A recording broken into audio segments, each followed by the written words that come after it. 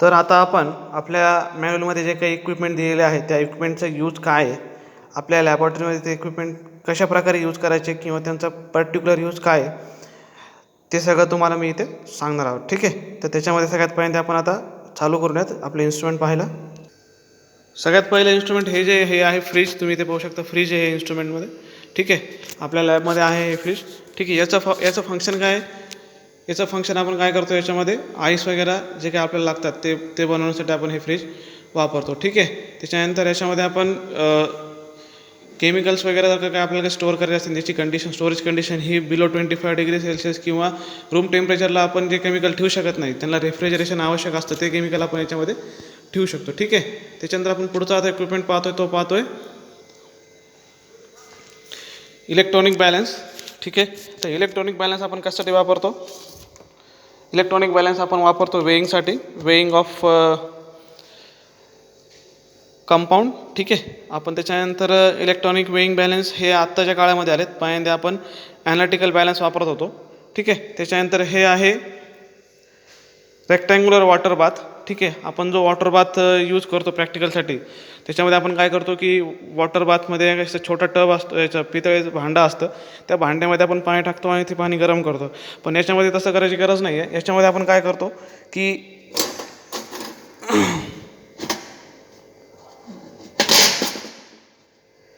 तुम्ही इथे पाहू शकता, याच्यामध्ये आपण काय करतो, ह्या पॉटमध्ये आपण वॉटर टाकतो.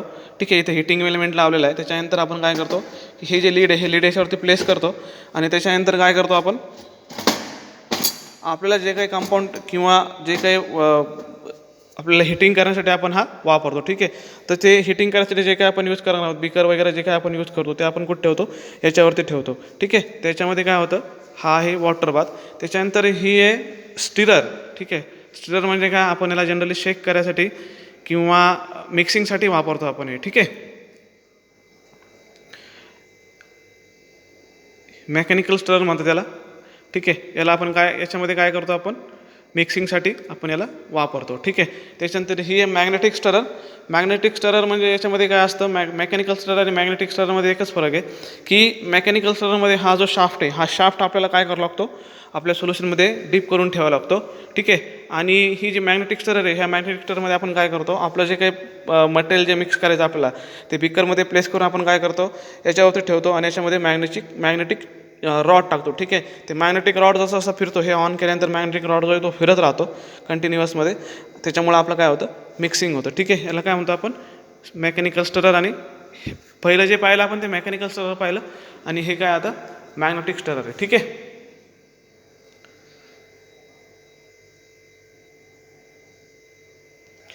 त्यानंतर आपण इथं हे पाहतो, हे आहे पोलरीमीटर.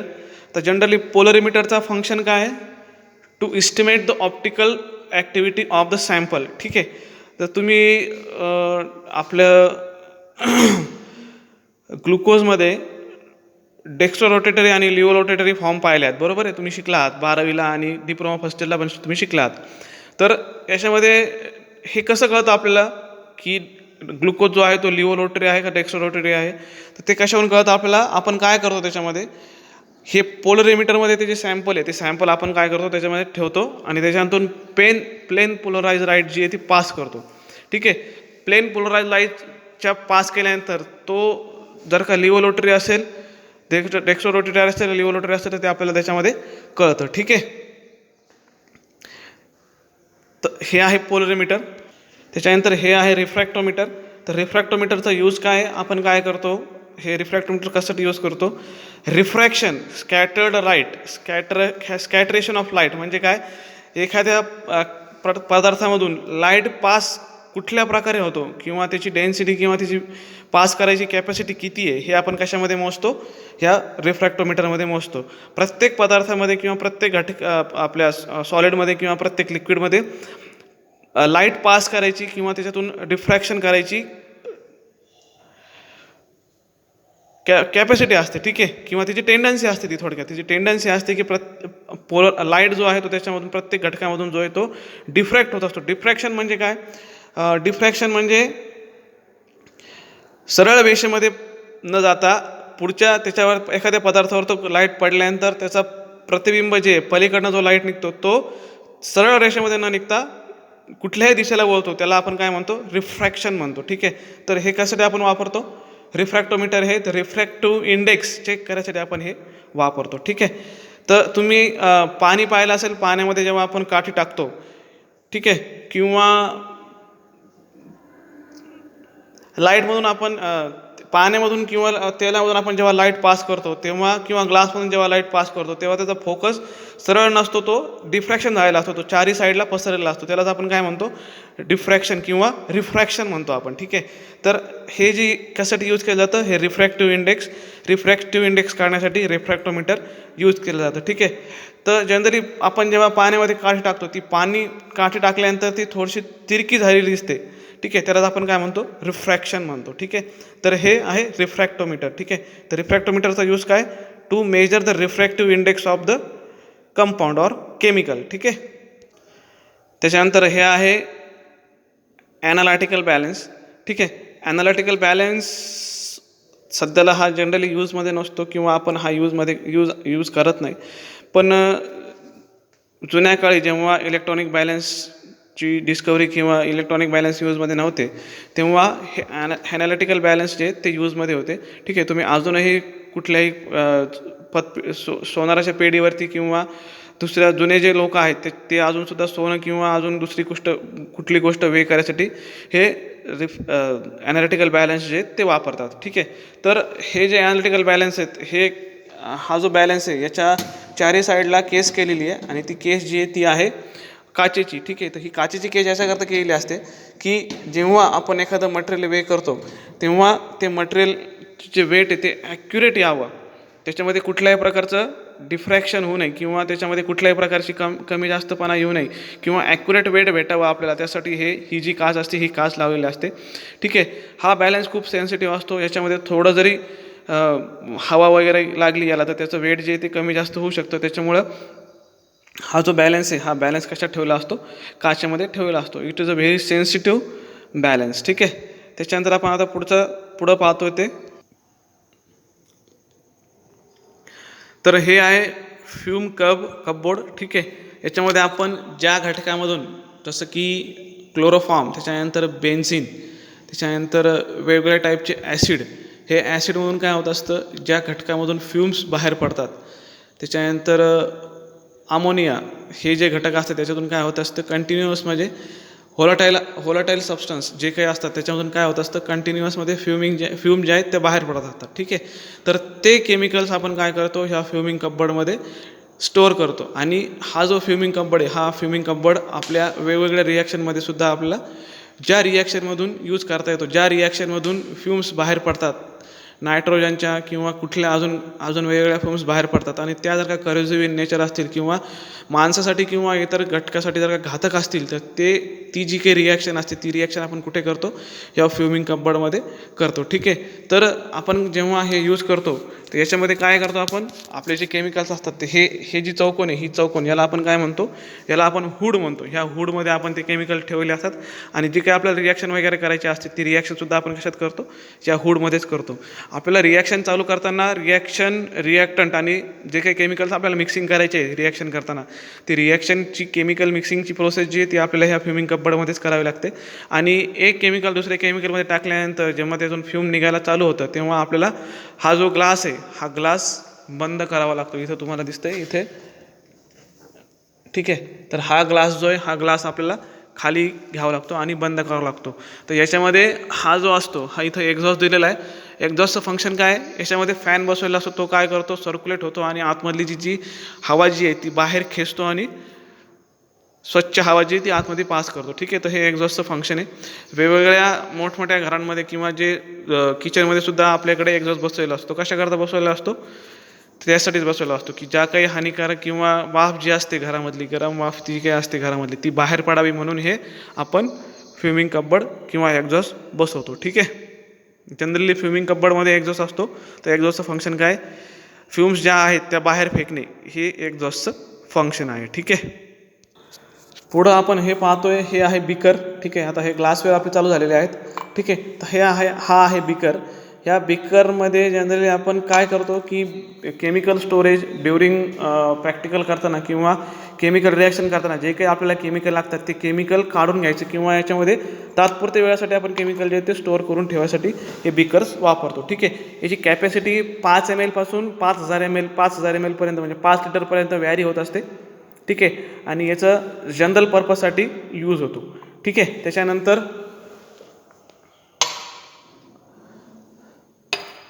हा आहे कोनिकल फ्लास्क.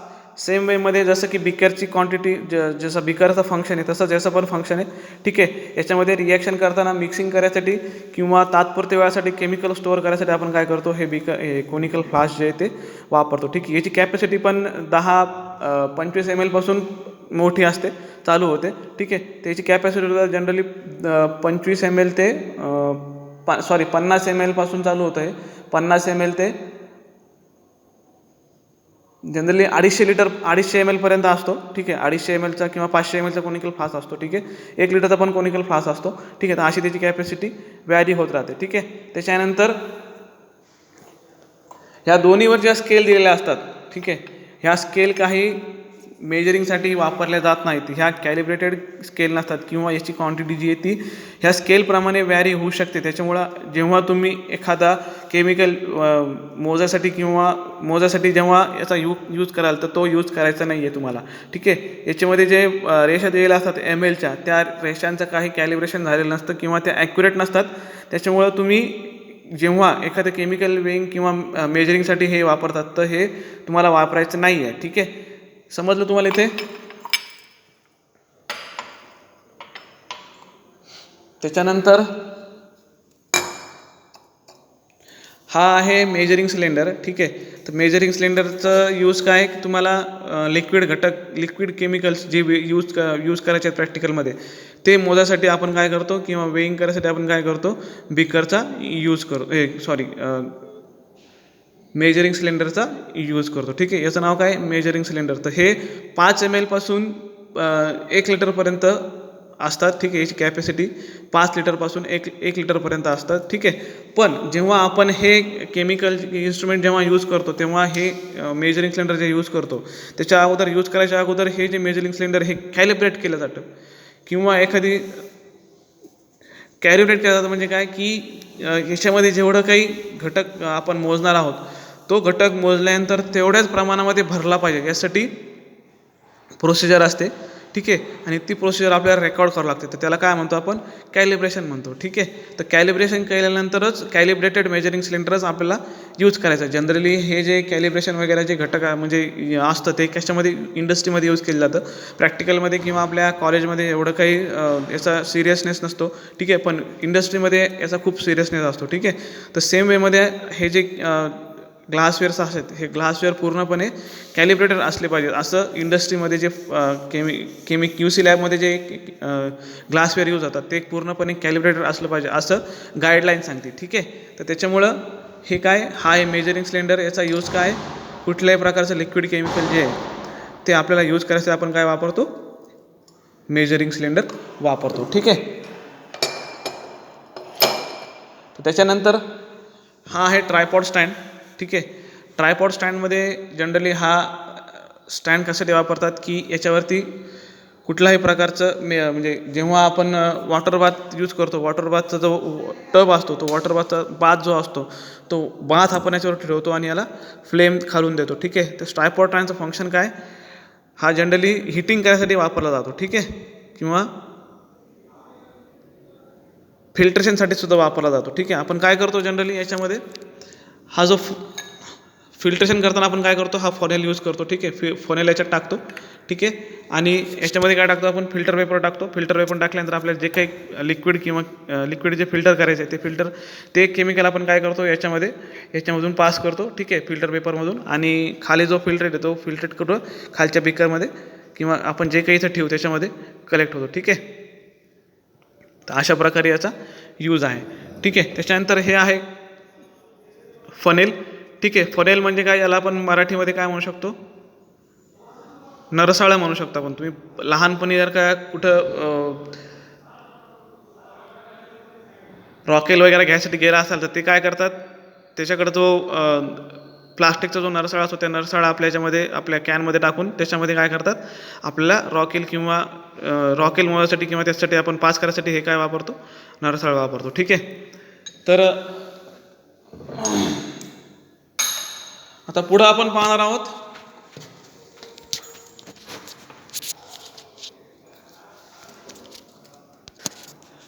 तर पुढचा जो आपण हा जो ग्लासवेअर पाहतोय ह्या ग्लासवेअरला आपण काय म्हणतो व्हॉल्युमेट्रिक फ्लास्क म्हणतो.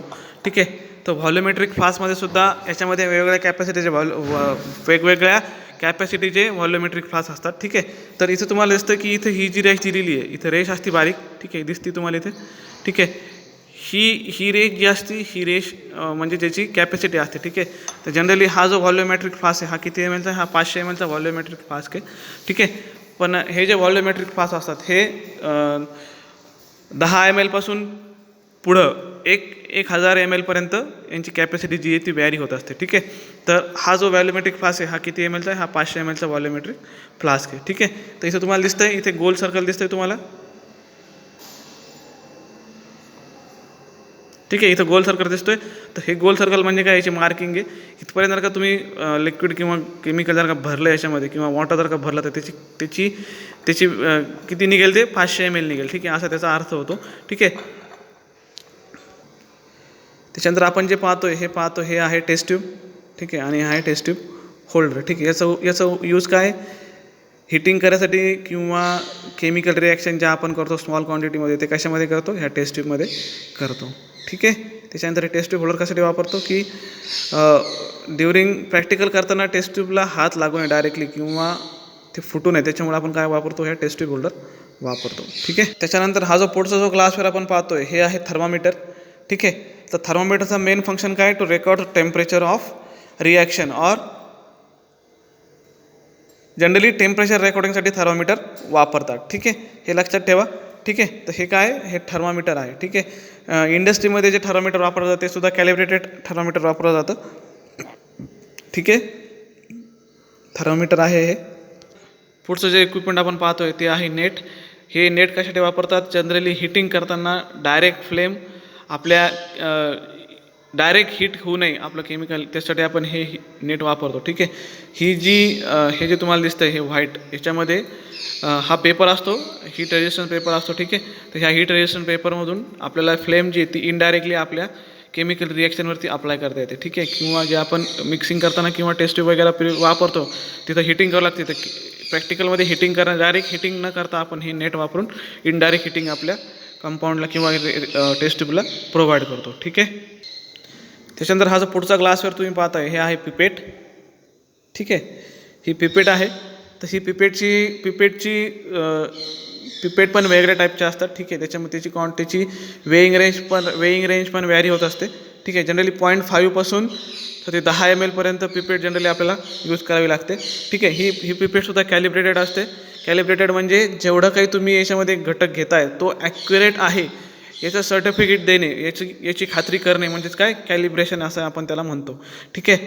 तर हे जे पिपेट आपण यूज करतो कशामध्ये प्रॅक्टिकलमध्ये किंवा इंडस्ट्रीमध्ये जे काही पिपेट यूज केले जातात ते पिपेटसुद्धा कॅलिब्रेटेड असतात. ठीक आहे. जनरली आता हे पिपेट कोणी म्हणजे हे ओल्ड पिपेट आहेत या आता मायक्रो पिपेट म्हणून हा एक कॉन्सेप्ट आलेला आहे. त्याच्यामध्ये काय असतं की याच्यामध्ये तुम्हाला हे जे पिपेट यूज करताना तुम्हाला काय करावं लागतं याच्यावरती सक्शन अप्लाय करावं लागतो. ठीक आहे.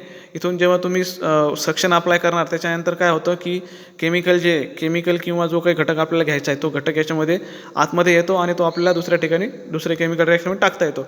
पण मायक्रो पिपेटमध्ये कसं असतं त्याच्यामध्ये एक बटन असतं ते बटन दाबल्यानंतर ॲटोमॅटिकली ते पिपेट काय करतं की तुमचं जे केमिकल जे सक करून घेतं आणि ते तुम्हाला इझिली हँडल करायला भेटतं. ठीक आहे. जनरली आपण करोजिव्ह नेचरचे जे केमिकल्स असतात ते वेईंग करायसाठी किंवा ते घेण्यासाठी किंवा केमिकल रिॲक्शनमध्ये ॲड करताना जे घटक करोजिव्ह नेचरचे केमिकल जे आपल्याला हँडल करावं लागतात ते हँडल करायसाठी आपण काय वापरतो ह्या पिपेट्स वापरतो. ठीक आहे. त्याच्यानंतर हे आहे sodium fusion tube. Sodium fusion tube तुम्ही 12वीला वापरली असेल एखाद्या वेळेस. ठीक आहे.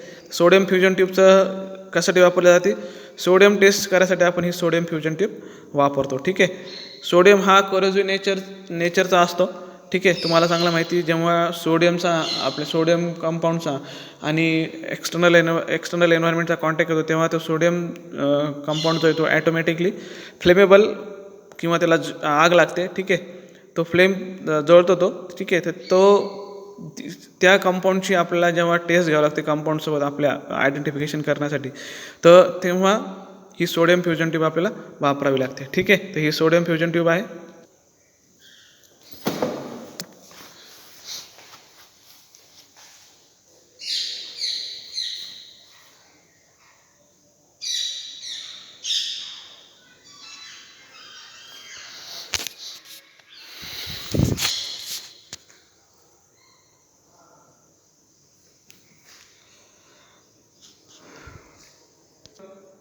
ही जी असेंब्ली तुम्ही पाहता ही असेंब्ली कशासाठी यूज केली जाते? ही असेंब्ली जनरली मेल्टिंग पॉईंट आणि बॉइलिंग पॉईंट डिटर्मिनेशनसाठी वापरली जाते. ठीक आहे. तर ह्या ट्यूबला आपण काय म्हणतो? ह्या ट्यूबला आपण म्हणतो थायल्स ट्यूब.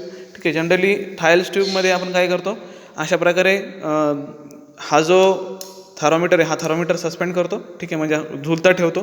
त्याच्यानंतर ह्या थर्मोमीटरच्या एंडला आपण काय करतो? कॅपिलरी ट्यूबमध्ये आपला कंपाऊंड जो आहे ज्याचा आपल्याला मेल्टिंग पॉईंट किंवा बॉइलिंग पॉईंट डिटर्मन करायचा आहे तो फिलअप करतो आणि याच्या बेसला आपण टाय करतो आणि याच्यामध्ये लिक्विड पॅराफिन फिलअप करून याला आपण हीट देतो. ठीक आहे. तर ही जनरली थायल्स ट्यूब कशासाठी वापरली जाते?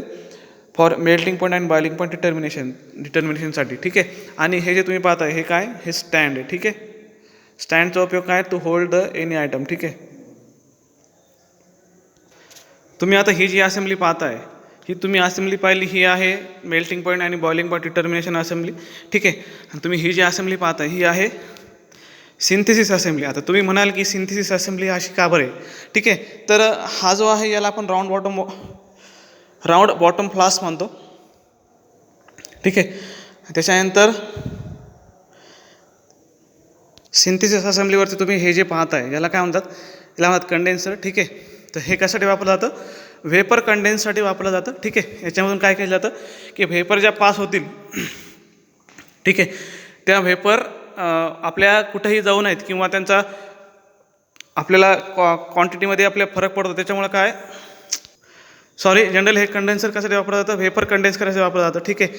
आपल्या ज्या केमिकल्स रिॲक्शनमधून ज्या काही आपल्या सिंथेसिस करताना केमिकल रिॲक्शनमधून ज्या काही व्हेपर्स निघतात त्या व्हेपर्स कंडेन्स होऊन परत आपल्याला त्याच्यापासून केमिकल भेटावे म्हणून हे कंडेन्सर वापरलं जातं. ठीक आहे. त्याच्यामध्ये काय असतं? वॉटर इनलेट असतो आणि वॉटर आउटलेट असतो. ठीक आहे. तर इथून इथपर्यंत पाणी ट्रान्सफर केलं जातं. हा आता हे उलटं लावलं असं मला वाटेल पण हे कशासाठी लावलं जातं की वॉटर कूल वॉटर जे ते जास्त वेळ कॉन्टॅक्टमध्ये राहावं इनर ट्यूबच्या आणि ते व्हेपर जे आहे ते चांगल्या प्रकारे कूल व्हाव्यात किंवा कंडेन्स व्हाव्यात त्यासाठी ही अशी उलटी रचना याच्यामध्ये असते. ठीक आहे.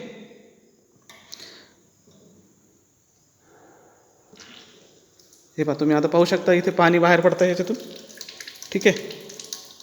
तर हे जनरली कशासाठी वापरलं जातं? व्हेपर कंडेन्स करायसाठी वापरलं जातं. ठीक आहे. ह्या इनलेट याला आपण इनलेट म्हणतो. ठीक आहे. ह्या इनलेटमधून कोल्ड वॉटर सप्लाय दिला जातो आणि ह्या आउटलेटमधून जो कोल्ड वॉटर जे आहे ते बाहेर टाकलं जातं. ठीक आहे. इनलेट आणि आउटलेट दोन्ही याला असतं. तर हे काय? ही सिंथेसिस असेंब्ली झाली. ठीक आहे. त्याच्यामध्ये हा राऊंड बॉटम फ्लास्क वापरला जातो. त्याच्यानंतर हे कंडेन्सर वापरलं जातं. ठीक आहे. ठीक आहे. त्याच्यानंतर आता तुम्ही ही जी असेंब्ली पाहता याला म्हणतात डिस्टिलेशन युनिट किंवा डिस्टिलेशन असेंब्ली आपण याला म्हणतो. ठीक आहे. काही केमिकल रिॲक्शनमध्ये टॅप वॉटर किंवा नॉर्मल वॉटर वापरणं हे म्हणजे रिॲक्शनसाठी चांगलं नसतं किंवा त्याच्यातून आपल्याला टॅप वॉटर वापरता येत नाही. ठीक आहे. तर त्यावेळेस आपल्याला काय करायला होतं? डिस्टिल वॉटर हे वापरलं जातं. ठीक आहे. डिस्टिलेशन युनिट जे तुम्हाला सगळ्याला माहिती आहे. ठीक आहे. पाऊस हा एक डिस्टिल वॉटरचाच टाईप आहे. ठीक आहे. जनरली आपण आपल्या समुद्रामधून जे काही पाणी बाष्पीभवन होऊन वर जातं त्याचा त्याची वाफ जी आहे ती वाफेपासून ढग तयार होतात आणि ढगाला कूल केल्यानंतर काय होतं? त्याच्यामधून काय पडतं? पाऊस पडतो. ठीक आहे. अशा प्रकारे पाऊस जो आहे तो एक डिस्टिल वॉटरचा टाईप आहे. ठीक आहे. याच्यातून जे पाणी निघतं ते डिस्टिल प्युअर वॉटर असतं. ठीक आहे. तर तुम्ही हे पाहू शकता इथे. तर ग्लासवेअरमध्ये बिकर आणि कॉनिकल फ्लास्क जे आहेत हे जे जनरल टाईपमध्ये मोडतात. ठीक आहे. त्याच्यानंतर कॉनिकल व्हॉल्युमेट्रिक फ्लास्क त्याच्यानंतर मेजरिंग सिलेंडर हे कशामध्ये मोडतात? हे मेजरिंग टाईप आणि पिपेट हे कशामध्ये मोडतात? मेजरिंग टाईपमध्ये मोडतात. ठीक आहे. मेजरिंग टाईपचे ग्लासवेअर्स आहेत हे. ठीक आहे. त्याच्यानंतर तुम्ही पाहता इथे ही जी असेंब्ली याला आपण काय म्हणतो? ह्या असेंब्लीला आपण तो मेल्टिंग पॉईंट असेंब्ली म्हणतो आणि ह्या असेंब्लीला म्हणतो सिंथेसिस असेंब्ली. तर सिंथेसिस असेंब्ली आणि मेल्टिंग पॉईंट असेंब्लीमध्ये काय काय कशासाठी वापरलं जातं ते melting point assembly melting point आणि बॉइलिंग पॉईंटसाठी वापरलं जातं आणि सिंथेसिस असेंब्ली हे सिंथेसिस करायसाठी केमिकल रिॲक्शनसाठी किंवा सिंथेसिस करायसाठी वापरलं जातं. ठीक आहे. त्याच्यामध्ये सिंथेसिस असेंब्लीमध्ये हा जो पार्ट याला आपण काय म्हणतो कंडेन्सर म्हणतो. ठीक आहे.